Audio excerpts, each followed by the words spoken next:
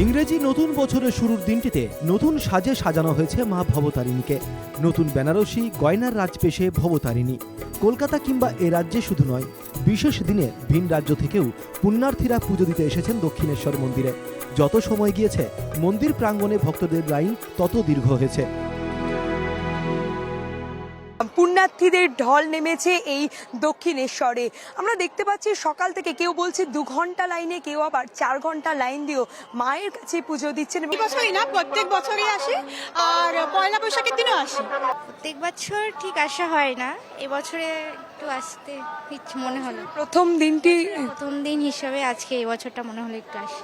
পুরো পরিবার নিয়ে আসা হয়েছে। পুরো পরিবার নিয়ে, হাজব্যান্ড, মেয়ে, আমি।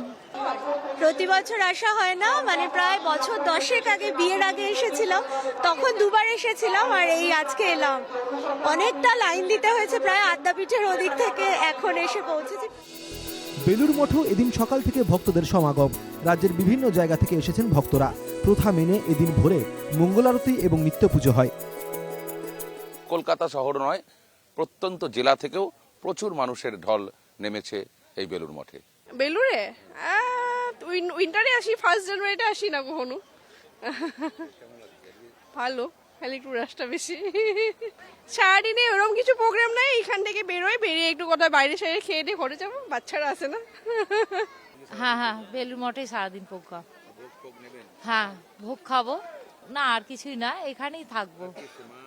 হ্যাঁ, মা, আমার ছেলেরা আছে, 2টো ছেলে আছে। তারাও এসছে। দক্ষিণেশ্বর গেছিলাম ফার্স্ট, কিন্তু যা লাইন দেখলাম মানে 4টের আগে বোধহয় আর পুজো দিতে পারবো না। ধরুন এখানেই মূল উদ্দেশ্য বেলুড় মঠে, ওখানে সরাসরি চলে আসলাম।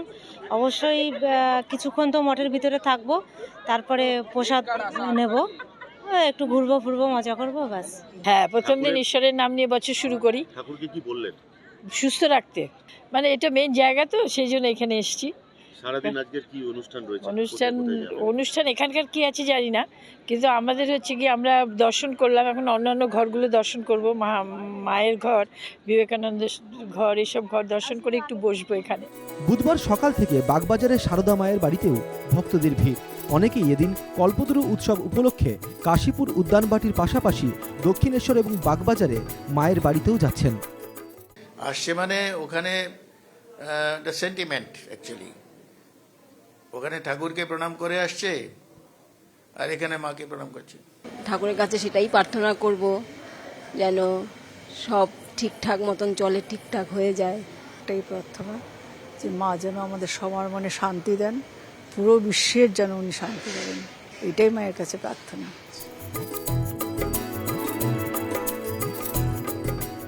Bureau report, NKTV Bangla.